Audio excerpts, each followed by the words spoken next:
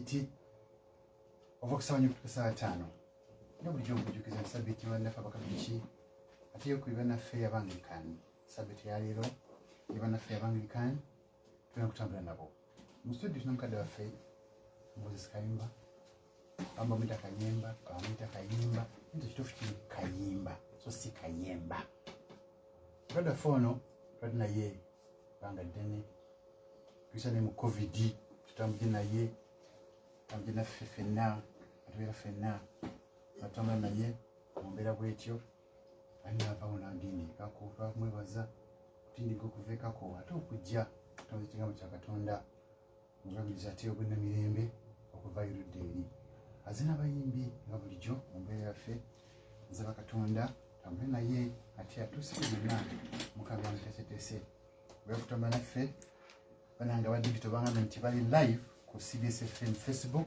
aga kutugoberera genda live kubaje tuli buterevu ku mutimbagano gwaffe ogwa CBS FM je tuli live banafa bakolera ku nteekateeka ya mitimbagano kamkwase mpade waffe atatwali ku kigambo kya Katonda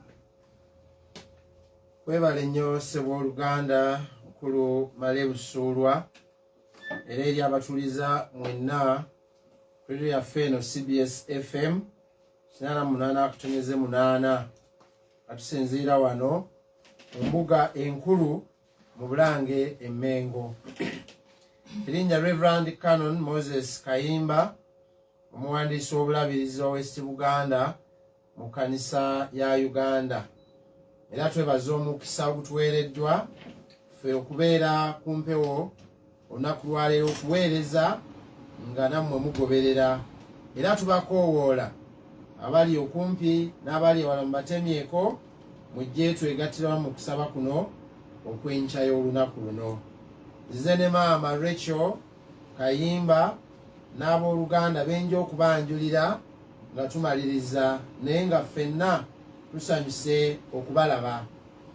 Ekitabo kyo ekyokusaba nga kikuli kumpi njagala kujjukiza nti eno ye sabbiiti ey'omukaaga ey'obusatu ng'ewedde era okusaba kuno tujja kufuba okugoberera ebyo ebiri mu sabbiiti eyo.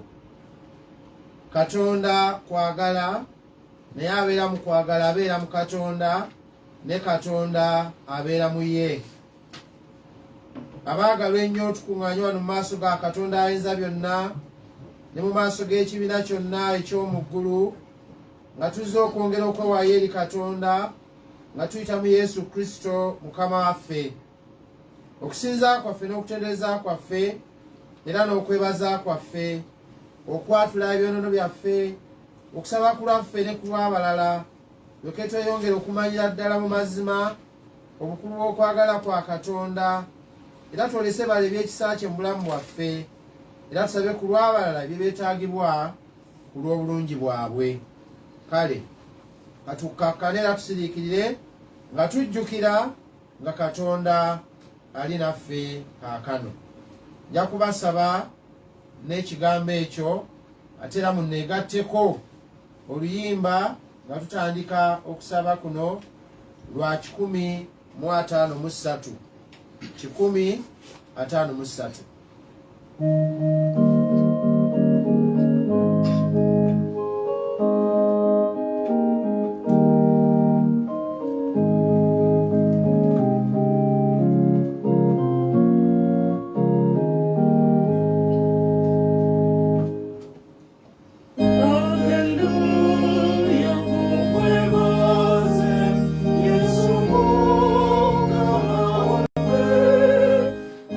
Hallelujah, yeah.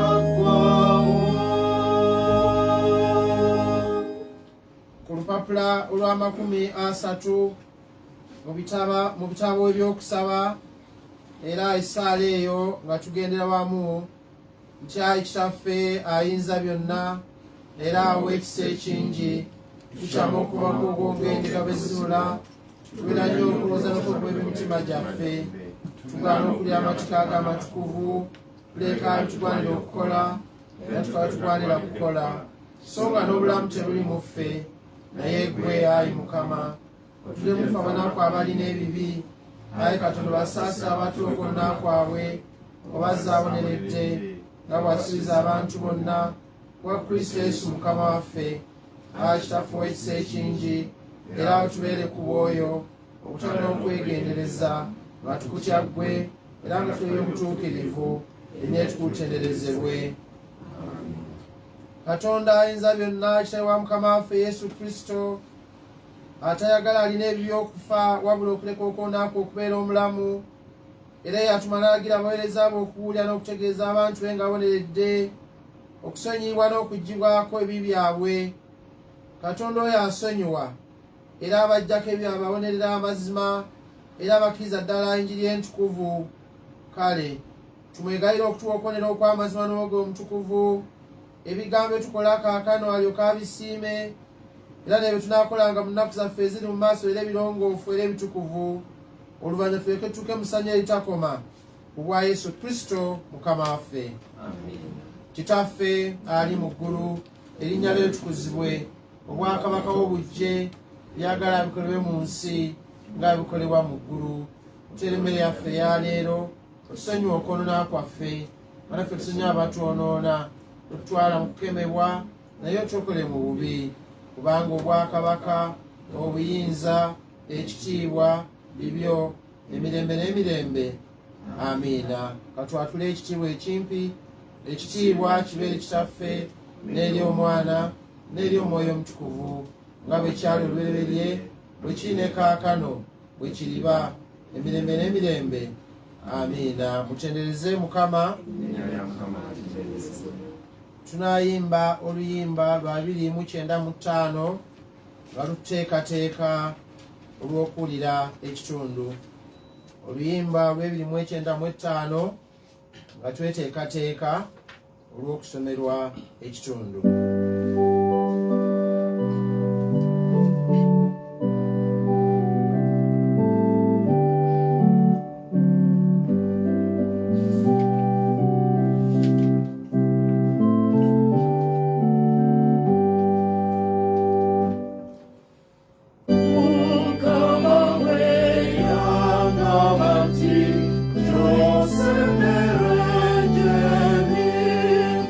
Oh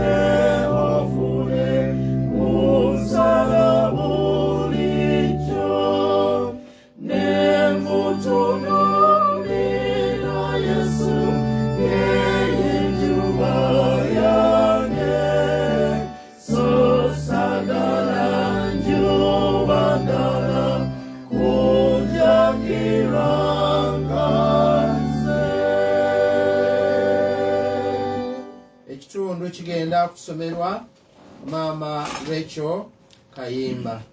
Mukama waffe yeebazibwe. Ekitundu kiri mu bbaluwa ya Pawulo omutume ey'olubereberye eri Abakolinso essuula esooka okutandika n'olunyiriri olwa 26. Ebbaluwa ya Pawulo omutume ey'olubereberye eri Abakolinso essuula esooka okutandika n'olunyiriri olwa 26 ku lupapula 1119. Atusome. Kubanga mutunuulira okuyitibwa kwammwe abooluganda. Abagezi ab'omubiri si bangi, abayitibwa ab'amaanyi si bangi, ab'ekitiibwa si bangi. Naye Katonda yalonda ebisirusiru by'ensi abagezigezi abakwasa ensonyi. Era Katonda yalonda ebinafu by'ensi akwasa ensonyi eby'amaanyi. N'ebikopi eby'ensi n'ebinyoomebwa Katonda yabironda. Era n'ebitaaliwo aggyewo ebiriwo. Omubiri gwonna gulemenga okwenyumiriza mu maaso ga Katonda. Naye ku bw'oyo muli mu Kristo Yesu, eyafuuka amagezi gye tuli okuva eri Katonda, era n'obutuukirivu n'okutukuzibwa n'okununulibwa. Nga bwe kyawandiikibwa nti, eyeenyumiriza yeenyumirizenga mu Mukama. Mukama waffe yeebazibwe. Ekitundu 10.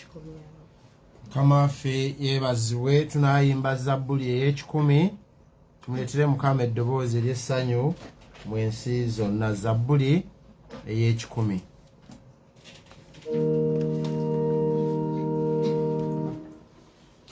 Tumuleetere Mukama eddoboozi ery'essanyu mu ensi zonna. Muweereze Mukama n'essanyu, mujje mu maaso ge n'okuyimba. Owayenga Mukama ye Katonda, oye yatutonda, naffe tuli babe, tuli bantu be, era endiga ez'omutundiro. Muyingire mu miryango gye n'okwebaza, ne mubyaze n'okutendereza, mumwebaze mukuze erinnya lye.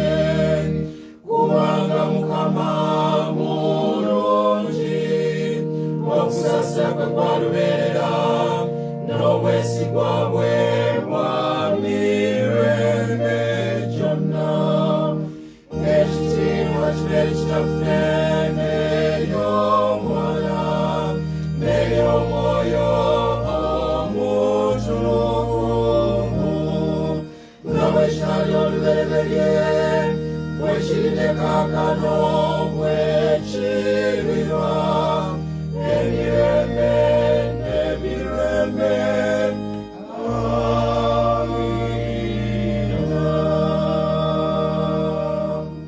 Tunayatula enzikiriza y'abatume.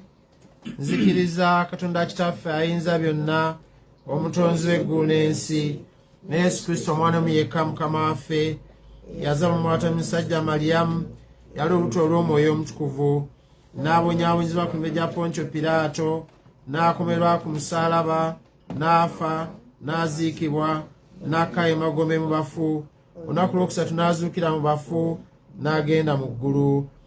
Omukono ogwajja wa Katonda Kitaffe ayinza byonna, naye alivaayo kukomawo okusala omusango walamu n'abafu.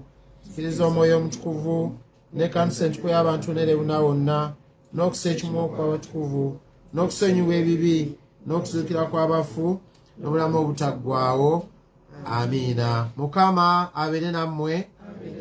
Katuyongere mu maaso n'okusaba. Ayi Mukama otusaasire, tuwe obulokozi bwo. Ayi Mukama lokola abafuzi baffe, yambaza abaweereza bo obutuukirivu. Ayi Mukama lokola abantu bo. Ayi Mukama otuwe emirembe mu nnaku zaffe.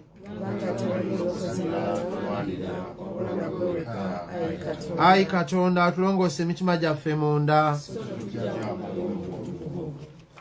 Eno ye Sabbiiti ey'omukaaga y'obusatu ng'ewedde, essaala ebbaluwa n'enjiri ku lupapula olw'1073. Ayi Katonda yalongoosereza abakwagala ebintu ebirungi ebisinga amagezi g'abantu okutegeera. Ofuke mu mitima gyaffe okukwagala ennyo, ffe tukwagale okukira ebintu byonna, lyoke tuweebwe wasuubiza ebisinga ebirungi byonna bye tuyinza okwegomba, ku bwa Yesu Kristo Mukama waffe. Essaala esaba emirembe ku lupapula lwa 40 era n'essaala esaba ekisa ku lupapula 4 tunaagenderamu mu kusaba okwo. Ayi Katonda aleeta emirembe, ayagala abantu okutabagana awamu, okumanya gwe obulamu obutaggwaawo, abaana be balina eddembe eddala, ffe abaana b'abawombeefu, okuziira ffe batulumbira, ffe nga twesigadde okuzibirako, emu okukyamaanyi gonna agalabe baffe, olw'obuyinza bwa Yesu Kristo Mukama waffe. Amiina. N'essaala ey'ekisa.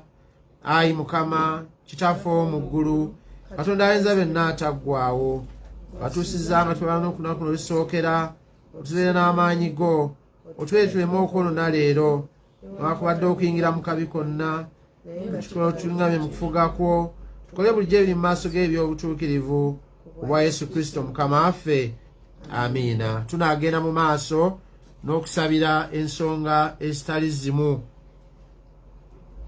Okusooka byonna nga tusabira eggwanga lyaffe erya Uganda, era wamu n'abafuzi abakulu mu ggwanga lino, Katonda baatuwadde okutukulembera n'okutulabirira n'okutulagirira.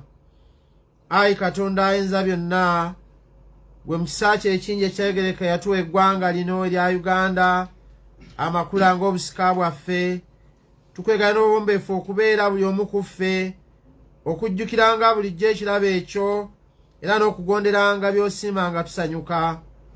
Owe omukisa byonna bye tukola ne bye tuyiga mu mpisa ennungi, otulokole mu kiseera kino nga tukwegayira Katonda waffe, kubanga tujjiddwa entiisa omuli ettemu, oggyemu ettemu mu ggwanga lyaffe, obukyayi nga tukwegayirira n'obutakkiriziganya, kubanga nabyo byeyongera buli olukya, okutabukatabuka, amalala, ejjoogo n'okuyiikiriza na buli kibi ekirala kyonna ekyonoona. Tusaba Katonda waffe asaasire ennyo okuuma eddembe lyaffe, era okumeekume wamu amawanga n'ennimi n'ebika eby'abantu ebiri mu lyo. Ofuke omwoyo wo omutukuvu mu abo bonna abalina obuyinza mu gavumenti olw'okuleeta emirembe n'obwenkanya mu nsi yaffe. Tuwaayo omukulembeze w'eggwanga lino, Oweekitiibwa Yoweri Kaguta Museveni, era wamu n'abo bonna b'omukwasizza okutukulembera n'okutufuga. Bwetyo bwe tugondera ebiragiro byo, tubeere ekyokulabirako eri amawanga gonna mu nsi olw'okugulumiza. Mu biro eby'okugaggawala, twegayira Katonda waffe otujjuzeemu ebirowoozo ebyebaza, era ne mu biro eby'ennaku tubeere wamu okwesigira ddala mu mazima. Byonna bino tubisabye ku bwa Yesu Kristo Mukama waffe. Era Katonda waffe tukwebaza olwa kabaka waffe Ronald Mwenda Mutebi owookubiri. Tukwebaza olw'ekitabo eky'obulamu ky'omuwadde, era nga twongera okumusabira oyongere okumuzzaamu amaanyi n'okumulabirira. Tukwebaza emyaka 30 kaakano ng'atudde ku nnamulondo y'abajjajjaabe, era twongedde okumusabira amu ne maama n'abagereka.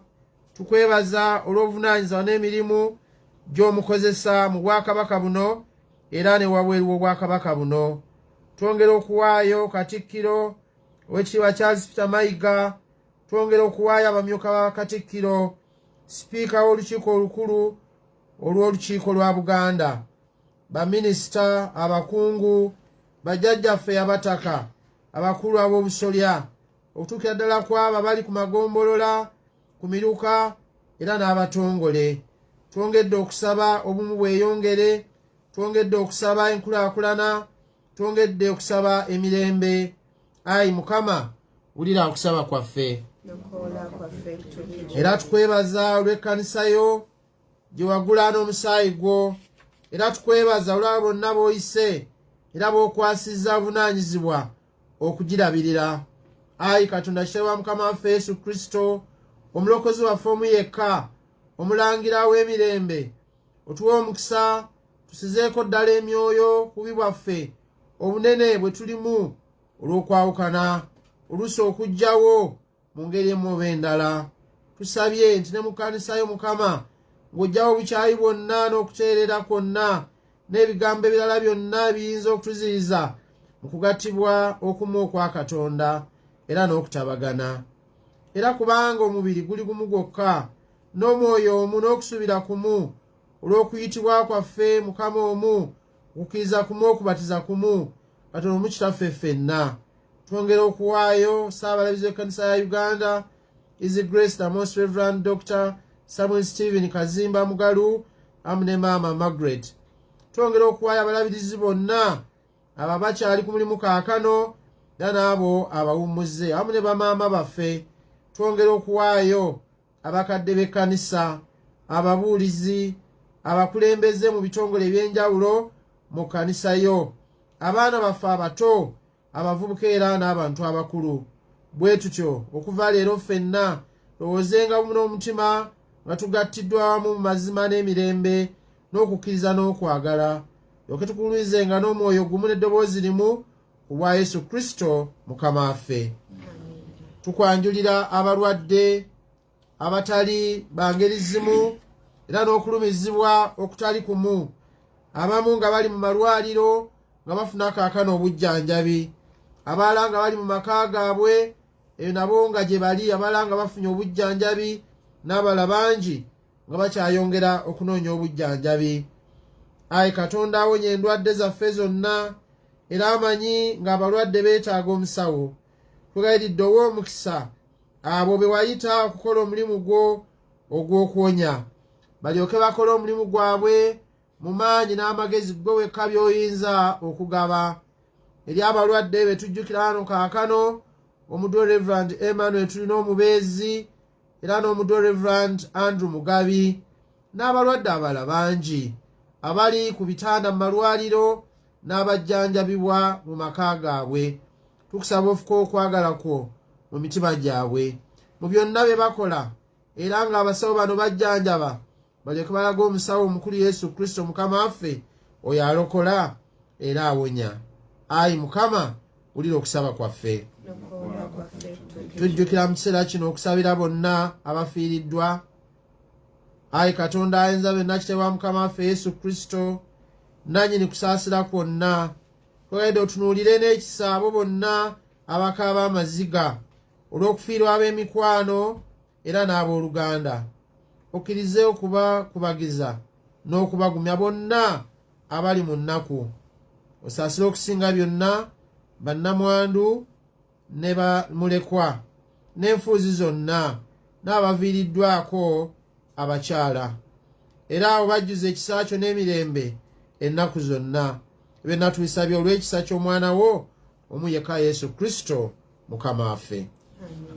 Katwebaze Katonda kubanga tukkiriza nti awatali yeffe tuliko kye tuyinza kukola, era eyo gy'oli nange wendi, nga twebaza Katonda okutuyisa mu kitundu ky'omwaka 2023 ekisoose, kaakano nga tutandise ekitundu eky'omwaka ekyokubiri. Ebyo Mukama byatusobosezza kuyitamu n'obuwanguzi nga si bwaffe, ate era n'ebyo Mukama byatusobosezza okutuukako. Obanga abaddewo okusomooza nga twegayirira nti okuva kaakano kugenda mu maaso, ekisa ekyo obukuumi n'obugabirizi bineeyongera mu kitundu ky'omwaka ekyokubiri. Ku lupapula lwa 42 okwebaza okw'abantu bonna nga tusabira wamu n'ebigambo ebyo. Ayi Katonda ayinza byonna, Kitaffe ow'ekisa kyonna, abaana abatasaana tukubaza n'obuwombeefu n'amazima olw'obulungi bwo bwonna n'ekisa kyo watuwaffe n'abantu bonna, era okusingawo olw'abaagala kaakano okuwa ssaddaaka ey'okutendereza n'okwebaza olw'okusaasira kw'obalaze. Tukutendereza kubanga watutonda n'otukuuma olw'emikisa gyonna egy'omu nsi muno, naye okusinga ennyo kubanga wanunula ensi zonna mu kwagala kw'okutasingika kubwa Mukama waffe Yesu Kristo, tukutendereza olw'ebyo ebituweesa ekisa kyo n'olw'okusuubira ekitiibwa kyo. Tukwegayira otuwe okutegeera okusaasira kwo kwonna bwe kuli, emitima gyaffe gikwebaza amazima. Twolese ettendo lyo mu bigambo byaffe bye twogera ne mu ebyo tukola. Tweyo okukuweerezanga, tutambulire mu maaso go n'obutuufu n'obutuukirivu ennaku zaffe zonna, kubwa Yesu Kristo Mukama waffe, aweerwe awamu n'Omwoyo Omutukuvu, ekiba kyonna n'ettendo lyonna emirembe egitakoma. Amiina. Katusabire wamu okusaba okwo okwa Kristo ku lupapula lwa 42. Ayi Katonda ayinza byonna, atwadde ekisa kaakano okusaba ffenna mu maaso go n'emmeeme emu, eyasuubizayo abanga 2 oba 3 nga bakuŋŋaanya mu linnya ly'okuba be basaba. Ayi Mukama waffe, kkiriza kaakano okutuwa bye twagala ne bye twegayirira nga binaatusaaniranga, otuwenga mu nsi muno okumanya amazima go ne mu bwakabaka obugenda okujja, otuula omutaggwaawo. Amiina. Katwegatte wamu mu kisa, ekisa kya Mukama waffe Yesu Kristo n'okwagala kwa Katonda n'okusa ekimu okw'Omwoyo Omutukuvu era naffe ffenna bonna emirembe ekitaggwaawo. Amiina. Nga tweteekateeka olw'okugabana mu bubaka obwo Katonda bw'atutumye kugabana wamu nammwe abooluganda, tunaayimba oluyimba olw'ebisatu nti omukwano gwa Yesu, oluyimba 333.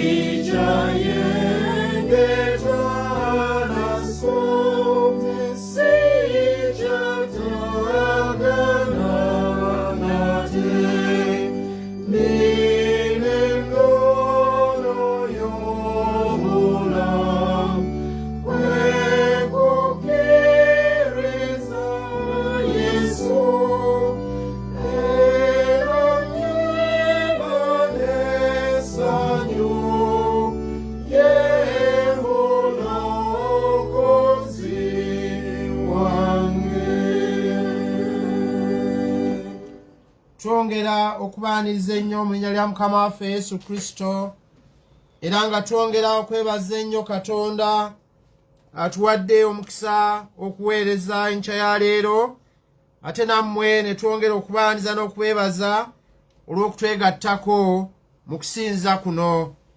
Nziramu okubeeyanjulira Reverend Canon Moses Kayimba, omuwandiisi w'obulabizi w'Obuganda mu kkanisa ya Uganda.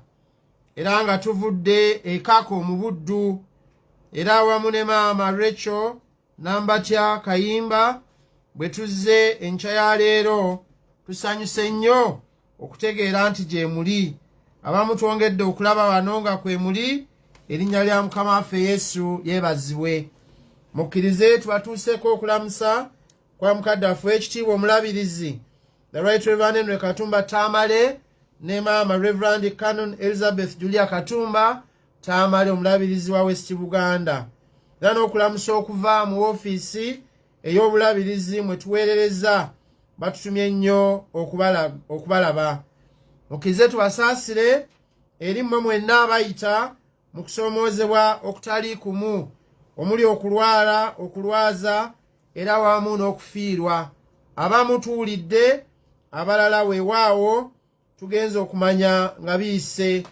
Bannaffe ab'ebulemeezi tubasaasira omukulu Kutta Musoke, omuweereza wa Mukama, yali mukubizaafu obulabizi obw'eruweero emyaka egyayita, oyo yagenze okweramu ne Mukama waffe.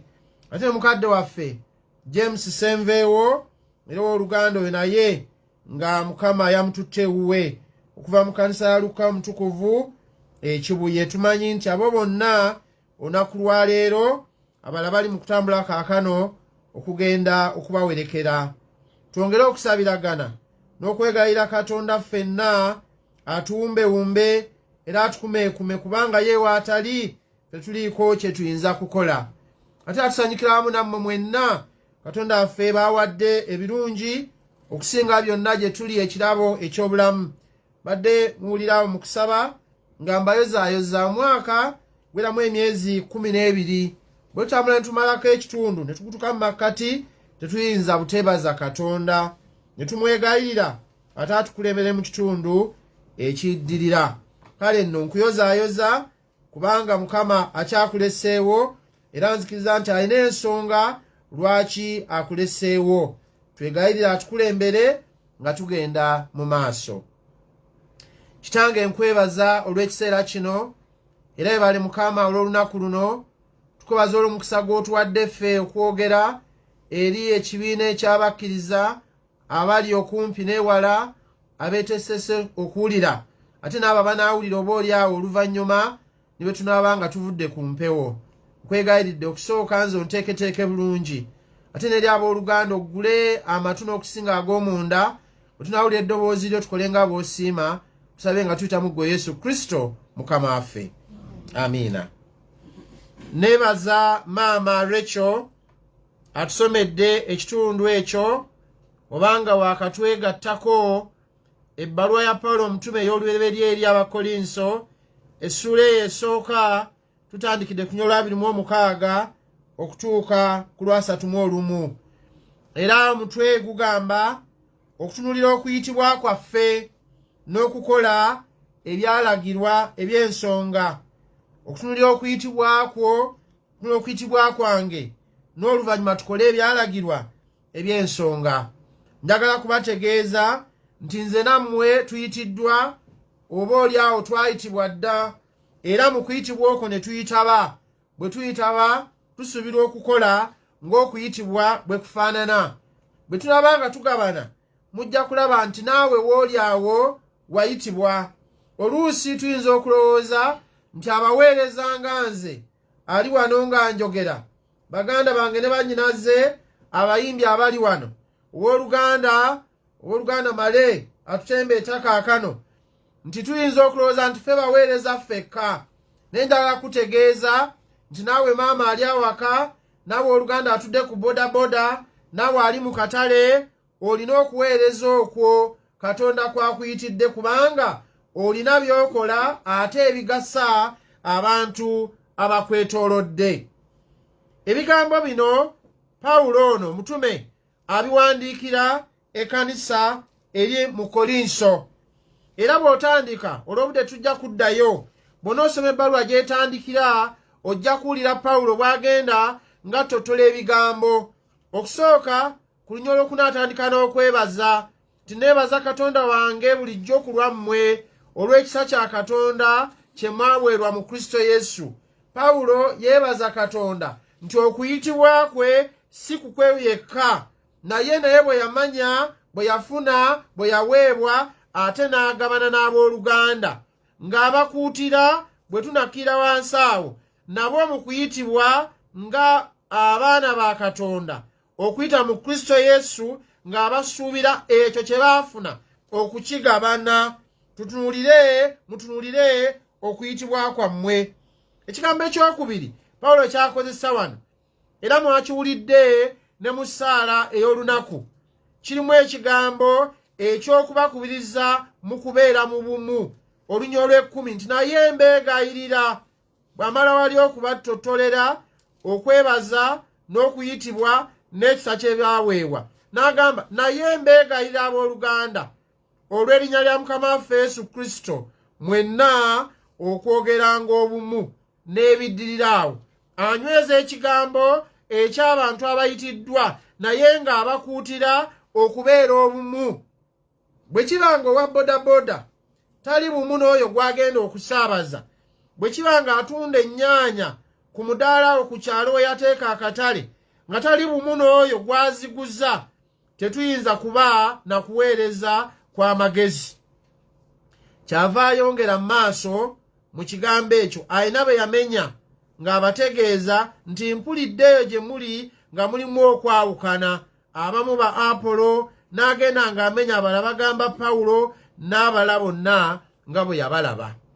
Naye ku lunyiriri olwa 26 bwe wali ekinyusi eky'obubaka bwaffe obw'olunaku lwa leero, n'agamba nti kubanga mutunuulire okuyitibwa kwammwe. Mukama waffe yeebazibwe. Kubanga mutunuulire okuyitibwa kwammwe ng'abaana ba Katonda, ng'abagozi ba Mukama waffe Yesu Kristo, olw'ekisa kye mwaweebwa ne mulyoka mufuuka abaana. N'agamba kubanga mutunuulire okuyitibwa kwammwe. Abooluganda, amenyaawo ebiti eby'enjawulo, amenyaawo abantu ebintu bye bayinza okwetunuulira n'okwerabamu. Naye n'agamba bw'ati nti abooluganda, ng'ab'amagezi ag'omubiri si bangi abayitibwa, ab'amaanyi si bangi, ab'ekitiibwa si bangi, naye Katonda yalonda ebisirusiru eby'ensi, abagezigezi abakwasa ensonyi. Era Katonda yalonda ebinafu eby'ensi akwasa ensonyi eby'amaanyi, n'ebikopi by'ensi n'ebinyoomebwa Katonda yabironda. Mbadde neebuuza lwaki Pawulo ateeka essira ku bigambo bino byenva okumenya. Agamba nti okuyitibwa kwo n'okuyitibwa kwange lwa kisa kya Katonda kye waweerwa mu Kristo Yesu. Eky'olubereberye mu kuyitibwa kwo n'okuyitibwa kwange tuteekwa okumanya oba okuddamu ebibuuzo bino. Ekisooka, ani yampita? Ekyokubiri, lwaki yampita? Ekyokusatu, ekyo kye yampitira kye nkola? Kubanga tuliwo lwa kisa kya Katonda, tuweereza lwa kisa kya Katonda, tukola lwa kisa kya Katonda, obanga oli maka lwa kisa kya Katonda, obanga oli mu ofisi lwa kisa kya Katonda, obanga oli muweereza nganze lwa kisa kya Katonda, obanga oli mu byabufuzi lwa kisa kya Katonda. Naye n'agamba kubanga mutunulire okuyitibwa kwammwe. Omuntu bw'amanya okuyitibwa kwe, kitegeeza ateeka mu nkola ebyo ebimuwereddwa okukola n'obuvunaanyizibwa n'obwegendereza. Era bw'otomanya kuyitibwa kwo, ebintu bifaafaagana, ne bagamba omulimu obuweereza abukola mu ngeri yagadibe nga lye. Katonda atuyita era atukubiriza. Bye bigambo Pawulo bye yali anyweza eri abooluganda mu kanisa ey'e Kolinso, abategeeza mutunuulire okuyitibwa kwammwe. Njagadde nnyo mikwano gyange abaagalwa, nze nammwe nga tufumiitiriza ku bigambo bino, era n'okwegayira Katonda atubeere. Gwe wooli nange wendi, okuyitibwa kwo okutunuulidde otya? Okuyitibwa kwo okulabira mu ttuluba ki, mu kkowe ki? Okuyitibwa kwo kugasa ggwe okusooka, ate naawe olyoka ogase abo bakwetoolodde? Pawulo bw'abadde atandika wano ku 26 agambye ng'ab'amagezi ag'omubiri si bangi abayitibwa. Olusinza okulowooza nti bakagezi munnyo be bayitibwa bokka, naye nedda, ffenna mu bunafu bwo mu kifo ekyo mw'oli Katonda mwakuyitidde era akusuubira okukola ebyalagirwa eby'ensonga. Oyinza okulowooza nti abalina amaanyi agakankanya ensi eno Katonda baayita, nedda. Era oluyimba lwe tuyimbye nga tutandika hano 333 nga tugenda okufuna obubaka badde lwogera nti omukwano gwa Yesu. Era ekitundu kigambye nti era ebinafu by'ensi Katonda yennyini yabironda. Amaanyi ago g'oyina, obunafu obwo bw'olaba kw'osinza ne begerera Katonda, akwambaza amaanyi okuyita mu Mwoyo Omutukuvu mu kisa ekyo ekyakuweebwa mu Kristo Yesu, olyoke otuukiriza obuvunaanyizibwa n'okuyitibwa kwo nga bwe kufaanana.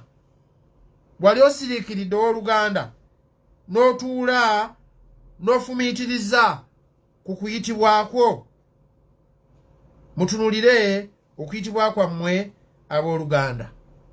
Ani akuyise era lwaki yakuyita? Mu kuyitibwa okwo kw'olimu osuubira kukutuukiriza otya? Era olina okutambula nga weegendereza. Wakati mu kuyitibwa owooluganda nja kukutegeeza mulimu okusoomooza. Okusoomooza okwa buli ngeri singa kunaakujjira ogenda kukwaŋŋanga otya? Mutunulire okuyitibwa kwammwe abooluganda. Okuyitibwa gutunuulidde olunaku lwa leero nga kutandikira mu maka mwe tuli ng'abaana ba Katonda, ng'abakkiriza, ng'abakristaayo, ng'abantu ba Katonda. Oli maama, oli taata, oli jjajja, oli ssenga, oli kojja, okwo nako kuyitibwa. Osiriikirira n'otunulira okuyitibwa okwo era n'okufumiitiriza okukutta otya mu makoomo Katonda yennyini mwakusize era mwakutadde. Bw'otumya okuyitibwako ng'omuzadde, kikutwala ku ddaala eriddako, kwe kulera n'okulabirira abo abakwasiddwa. Bw'otutunulira kuyitibwako kibeera kizibu nnyo okola nga bwe kiragirwa ng'omuzadde bw'alina okukola. Mu kkanisa mwe tuweerereza, ng'omubuulizi, ng'omusumba, ng'omukubiriza, ng'omukebezi, ng'omukristaayo, nga bannange abayimbi abali wano, ng'owooluganda kojjange atukubira ennanga, okwo nakwo kuyitibwa okugwa mu ttuluba eddala. Bw'omala okuva awaka ate n'ojja mu kkanisa, Katonda n'akukwasa obuvunaanyizibwa. Obuvunaanyizibwa obwo kuyitibwa.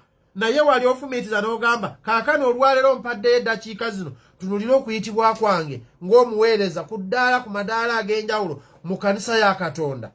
Ekyokubiri, lwaki Katonda ampise? Lwaki yampita? Era bw'abanga ampise, ekyo kyenkola awe nayitirwa kye kiikyo ekigwanira. Omwe ayinza okugamba nti nze sirina buvunaanyizibwa mu kkanisa, era bwe nzija kasita bansabisa bankulemera mu kusaba nga ntambula nga ŋŋenda, ebirala mpuliriza biwulize. Mukwano gwange ekigambo kyagambye bwe kiti tinneebaza Katonda wange bulijjo ku lwammwe. Pawulo yali tayawulamu, yayogera ku bantu bonna, abaweereza ne baweereza, olw'ekisa kya Katonda kye mwaweerwa mu Kristo Yesu. Awo wooli n'okwo kuyitibwa kyova obuvunaanyizibwa ogoloka ku lunaku nga luno lwa Sande n'ogenda mu ssinzizo. Mu gavumenti, bamemba parliament, baminisita, bapermanent secretary, abali mu LC, lwakuba zo nawulidde nti zagenzeeko mu liivu. Owooluganda ono yanambulira bw'anaaba asoma amawulire oba ddala zikyawumuddemu. Naye ekigambo kyagambye nti nga 12 Julayi ezo zaakoze eki? Zaawumudde. Naye nabo okuyitibwa. Gwe wa defense ku kyalo, okwo kuyitibwa. Abantu b'oku kyalo kw'obeera bategera ddi nti tulina defense. Gwe byanjigiriza ku kyalo. Ero si we zaatandikira, nzijukiranga okulona nti gwe wa abakyala ku kyalo. Ng'ekintu ky'amaanyi. Era nga bakola n'amaanyi. Gwe wa bavubuka ku kyalo. Naye olw'okuba abantu bagenze berabira okuyitibwa kwabwe, osanga ebyalo ng'avubuka bakaabya abantu. abavubuka bakeera kutambula, bakeera ku puulu, bakeera ku njaga, n'osanga abavubuka 50 bali ku bodaboda 5 naye nga bazigalamiddeko ssaawa 3 ez'okumakya.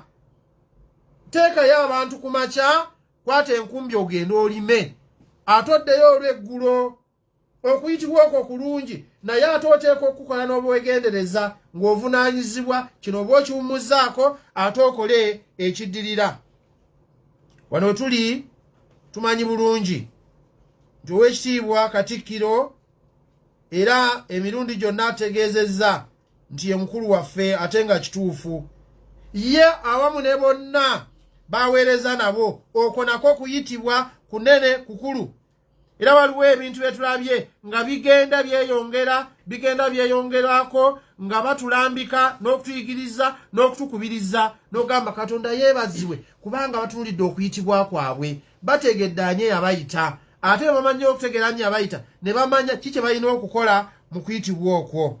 Abakungu, bajjajjaffe abataka, abaweereza ku mitendera egy'enjawulo, n'abali ku miryango mwe tuyingirira, kwonna bannange kuyitibwa, kubanga mutunulire okuyitibwa kwammwe. Awo oli si kubanga gw'osinga okuba ow'amagezi, si kubanga gw'osinga okuba ow'ekitiibwa, si kubanga gw'osinga okuba ow'amaanyi, naye mu bunafu bwo Katonda mwakuyitidde era mwakusuubirira okukola okuyitibwa okwo n'okukutuukiriza nga Katonda yennyini bw'asiima. Okuyitibwa okw'engeri ezo zonna waggulu zemmenye wano, oba oliawo ne ze simazeeyo kumenya wano, okwanukudde otya owooluganda? Okutunulidde otya mukwano gwange? Okwaŋŋanga otya mu kutambula mu bulamu obw'omwoyo n'obulamu obw'omubiri? Njagala kujjukiza nti buli tumanya eyatuyita, buli tutegeera atuyise, buli twebuuza ku eyatuyita, tufuna ekyokuddamu, tutegeera kye tusaanidde okukola, tutya ddi era wa. Ebintu bingi bitusobaasobaganyeeko mu nsangi zino mu bifo bingi, okudala mu maka, okugenda mwe tubeera, gye tukolera emirimu, mu ggwanga ne mu kanisa mwennyini. Lwaki? Kubanga ensonga ey'okutunulira okuyitibwa kwaffe tugenze tugisuula mu guluka lwakulemerera kutunulira kuyitibwa kwaffe. Maama, jjukira okuyitibwako mu maka. Taata, jjukira okuyitibwako mu maka. Omuweereza, abaweereza bannange, tujjukire okuyitibwa kwaffe mu kanisa ya Kristo mwatutadde era mwatusizze. Abaweerezebwa namwe mujjukire ekitundu kye mulina okuzannya mu kanisa eyo, musinzizo eryo. Emirimu egikolebwa n'obuweereza ebyo bye tulaba njogedde gadibe nga lye, okwesuulirayo gwa naggamba, obutafaayo mu sekita zonna, mu bitongole byonna, ddayo osifumiitirize. Waliwo abantu okutwala ekiseera ekyokutunula okuyitibwa kwabo mu bifo era mu bitongole bingi. Omwaka bwe guba guggwako wabeerawo okukola evaluation, era abakozi babatwala mu lusirika oba kye bayita retreat, okusirikako n'okuddako wabbali okutunulamu ebyo bye bakoze bukyanga omwaka gutandika. Wa we tufunye obubonero, wa we tusoomoozeddwa, kiki kye tulina okuzzaako okugenda mu maaso. Abantu bagenda okuva mu retreat nga beekubyeko enfuufu, bagenda okuva mu luwummula oba mu lusirika nga bongedde okusaayo omwoyo ku kuyitibwa okwo okw'enjawulo. Bw'otosaayo mwoyo ku ekyo Katonda kyakuyitidde era kyakwagazisa era kyakusuubira okukola oba okussa mu nkola, weesanga ng'ebintu byonna byonoonese. Omusawo bw'amanya yamuyita mu kukola obusawo nga tebakakamu kake okubukola, assaayo omwoyo eri oyo gwajjanjaba. Mulwadde omu yali ayogera n'agamba nti bw'atera okugenda mu ddwaliro n'atasangayo omusawo we gw'amanyi, ti emirundi mingi awulira ng'obulwadde bumweyongera. Naye bw'atuuka mu ddwaliro omusawo oli yennyini gw'amanyi n'amulabako bulabi n'ategeera nti mwali mu kasenge gy'agenda okulya nga atandikiddewo n'okuwona nga n'omusawo tannamukwatako mikono. Ekyo kyandeetera okumanya n'okufumiitiriza nti omusawo ono alabika amanyi okuyitibwa kwe n'okukwata obulungi omulwadde. omusomesa nze wano ndi musomesa mutendeke ate ne mama lwekyo ono musomesa mutendeke naye tajja kunyigira mu abasomesa abalala temufaayo ffe katweyogereko wano naye omusomesa bw'ategeera omwana oyo gw'asomesa kyamusigamu era n'omugaso gw'asuubirwamu omwana oyo ng'akuze ekyamazima afaayo n'atunula okuyitibwa kwe n'atuukiriza nga Katonda bw'asiima. Eggwanga lyaffe, amaka, ekkanisa byetaaga abantu abatunuulidde mu ngeri y'obuvunaanyizibwa n'obwegendereza okuyitibwa kwabwe. Bwe tunaabanga tutaddemu ebirungo ebyo tujja kubanga tuva mu maanyi nga tuggukira mu maanyi. Ennaku zino waliwo wootuuka ne bagamba naye nga tufiiriddwa ebintu bingi, kino nga tekikyakolebwa nga bwe kyakolebwanga edda. Abamu ne tandika okugamba nti ebyo byali bya analogo, kakati ffe tuli ku digito. Naye ogenda okulaba nga aba analogo ate batusukkulumako mu bintu bingi okusinga ffe abaleero abalowooza tuli ku digito, kubanga ebintu byonna tubirowooza nti biteekwa kuba nga byangu. Njagala kutuuka ku kiseera eky'okuwumbawumba. Owooluganda, njagala kutegeeza bwe nti mu byonna nga tulina okuyitibwa kwaffe nga Pawulo ono bwe yali akuutira abooluganda mu kkanisa y'e Kolinso, ekisinga obukulu tulina okutegeera ti Katonda yennyini ye yatunoonya n'atuzuula, era oyo yatuyitira obuvunaanyizibwa obw'enjawulo mu bifo eby'enjawulo era ng'atusuubira okubutuukiriza. Kitugwanidde okutunuulira ye n'okwebuuza gy'ali olw'okubutuukiriza obulungi era mu ngeri esaanira n'okuweesa Katonda waffe ekitiibwa. Okutuukiriza ekyo olina okwebuuza buli kiseera, okuyita mu kusaba n'okwegayira Katonda okuluŋŋamizibwa okw'Omwoyo Omutukuvu kukubeere okumanya n'okufumiitiriza eyakuyita lwaki yakuyita, obuvunaanyizibwa obugenda kuyitibwa okwo olyoke otuukirize yennyini nga bw'asiima. Twala omutawaana olunaku lwa leero gwe ampuliriza okufumiitiriza oba okufaayo ennyo okutunuulira abantu ekyo kye bandikusuubidde okuvaamu mu kifo ekyo mwakutadde Katonda era mwoweerereza mu kiti mwogwa eky'amazima okuyitibwa kwolabeebwa ng'okoze bulungi. Wona owunzikira olunaku luno nzikiriza nti ojja kuba otegedde bulungi nti eky'amazima nkola nga Katonda bw'asiima, oba oli awo waliwo wengiwiridde obubonero ne sikola bulungi. Ku bw'oyo mmwe nange tuli mu Kristo Yesu, oyo atuyita mwesigwa era n'okukiza nti bwe tumwesiga n'okukolayo yennyini yajja okukolera mu ffe tulyoke tutuukirize okuyitibwa kwaffe. Okuluŋŋamya kwa Katonda tukwetaaga okuyita mu Mwoyo Omutukuvu, okutegeera obuvunaanyizibwa obutukwasiddwa n'okubutuukiriza ng'ennambika yennyini obuvunaanyizibwa bweri nga tuyita mu kusaba n'okwegayira Katonda. Okuyitibwa okuli mu kumanya Katonda yennyini kyatwagaza so si nze kyenjagala. Tuddamu tutya okuyitibwa kuno? Okuyitibwa kwaffe kukulu mu kukkiriza Kristo, okugondera Kristo, mu kutambulira mu kuluŋŋamizibwa kwa Kristo ye yennyini. Twegere Katonda atubeere bwe tuba nga tulina amagezi n'okutegeera okw'ensi, tukakkane yatuwa amagezi n'okutegeera ebiva mu ggulu yoke tukkiriza okuyitibwa okwo. Oluusi ebitiibwa n'okumanya bye tufuna bituleetako amalala n'okuwaganyala n'okulowooza tetumazeeyo tutuuse ne tutaga okukkakkana Katonda yatukozese mu kuyitibwa okw'enjawulo ng'okwagala kwe bwe kuli. Katonda wange nkwebaza kubanga nzikiriza nti oyogera gye tuli kaakano. Otubuulidde ebigambo ebyo Pawulo ow'edda byawandiikira abooluganda mu kkanisa y'e Kolinso. Bigambo bya kutusomooza, nze ayogera wano kaakano ne bannange abawuliriza nga Pawulo ayogera gye tuli nti abooluganda mutunulire okuyitibwa kwammwe. Okuyitibwa kuyita mu Kristo Yesu ng'abaana ba Katonda, ng'abakkiriza, ng'abaalokoka. Okuyitibwa muvunaanyizibwa n'obuwezo obw'enjawulo okugenda mu maka mwe tusibuka, mu kkanisa, mu ggwanga n'ebifo eby'enjawulo Katonda gy'atusize. Awatali ye nze nammwe tetuliko kye tuyinza kukola. Kye kiba kitwetaagisa okumunoonya nga bakyayinza okulabika n'okwegayirira yennyini atuluŋŋamye mu kuyitibwa okw'enjawulo. Mu linnya lya Kitaffe n'ery'Omwana n'ery'Omwoyo Omutukuvu. Amina.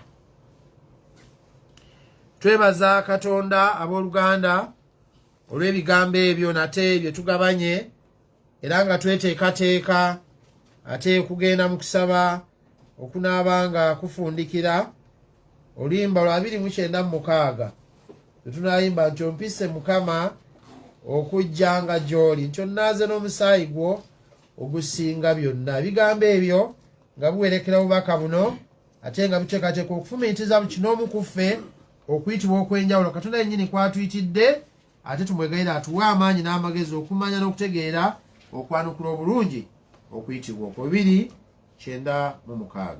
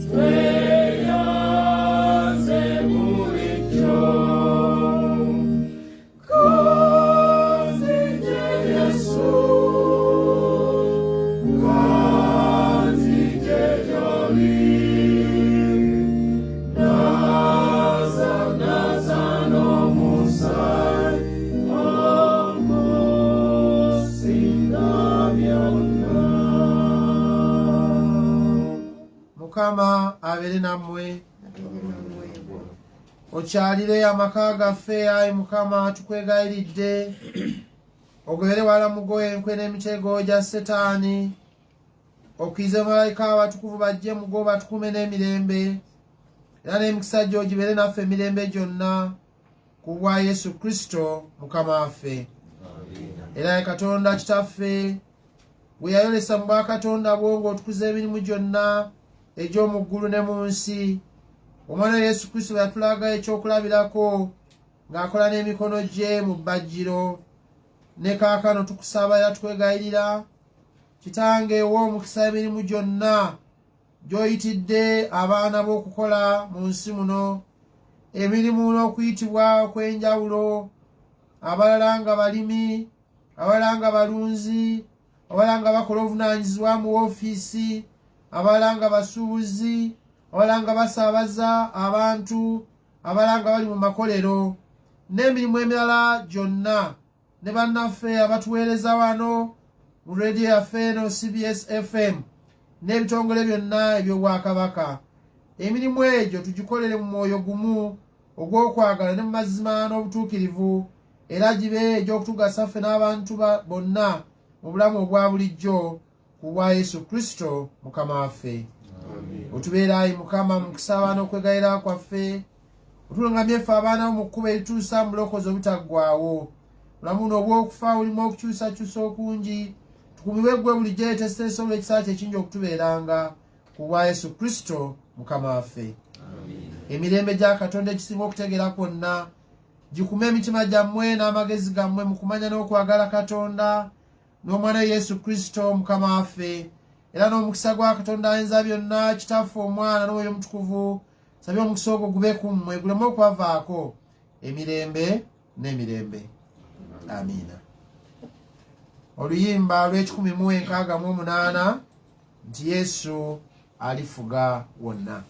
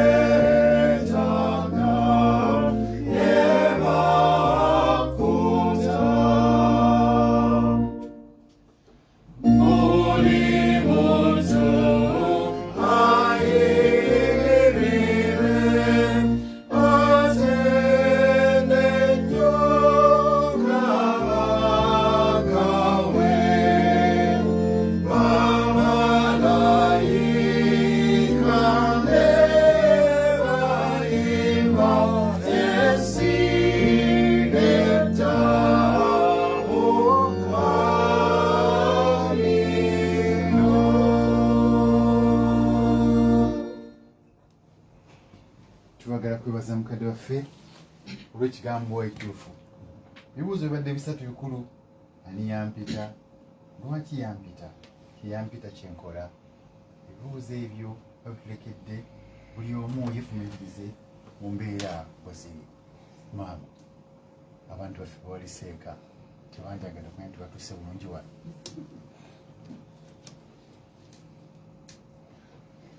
Nze Asinasi Walugembe soko kutumira muwala waffe gwe nalese waka Alexandra Rola Elizabeth ensembe y'omulangira Robert Walugembe kino okutuusa kaakano Mukama atuwedde. Nze Juliet Nalugwa ntumira naliseka munda abaana bange omwami abakristaayo basuba abayimbi betuyimba nabo ne Reverend waffe omulungi. Oluganda Mukama waffe bazibwe amanya Galdino Walugembe nga ntumira bonna be nalese waka mikwano gyange bonna baagala nnyo Mukama waffe bazibwe. Abooluganda Mukama waffe yeebazibwe. nze Segonja Vincent Williams, nze assistant mukubiriza mu St. Apollo's Church Namasoba. Ntumira lwekyo Segonja gwe naliseka nti Mukama afaayo. Mukama waffe yeebazibwe abooluganda, nze n'okwawukanako ne bano ffe twaweddeyo ffenna. Wano ne Kanoni Kayimba abaana baffe nga bali ku ssomero. Mukama waffe yeebazibwe.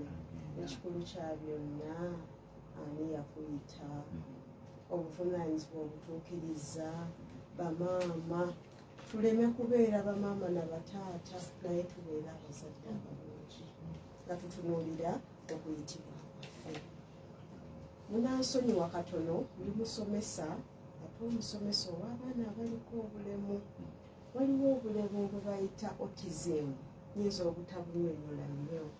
Omwana oyo musomesa ku ssomero eyo gye nsomesa, naye bwe mba sinnava Masaka genda ku ssomero tajja ku ssomero. Era yagamba abazadde be okujjako nga Mrs. Kayimba azze lwenja okuddayo ku ssomero. Bwe nzija ku Tuesday naye ajja ku Tuesday oba ku Wednesday. Buvunaanyizibwa. Oluusi tuyigiriza abaana okubala naye tubayigiriza kubala ki? Mukama waffe yeebazibwe.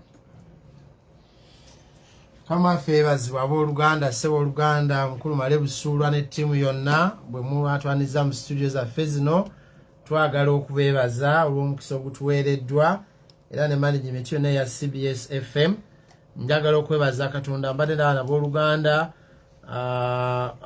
kuva mu Kibuga family mbalabye nga kwe muli abaana b'oluganda Ordinance Salasamba ali South Africa online kwali kyenzikiza nti n'abantu abalala bangi abannanga abeekako mu staff awo anti-processing kulabye w'oluganda omukulu Kalanze Mwerere mugole mutulabire naawe nkulabye wano ng'obaddeko ng'owuliriza.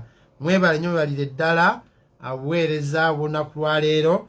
Tubagaliza ekyo kya Katonda tumanyi omukisa omulala nga gutuweereddwa tulikomawo ne tuweereza. Mukama abatuweere nnyo omukisa. Bannange ettiimu eno mwekubireko mu ngalo kubanga bukoze bulungi. Ssebo kojja webale kunyiga ekigambo kibadde kiggumivu. Mukama abatuweere omukisa. Amina.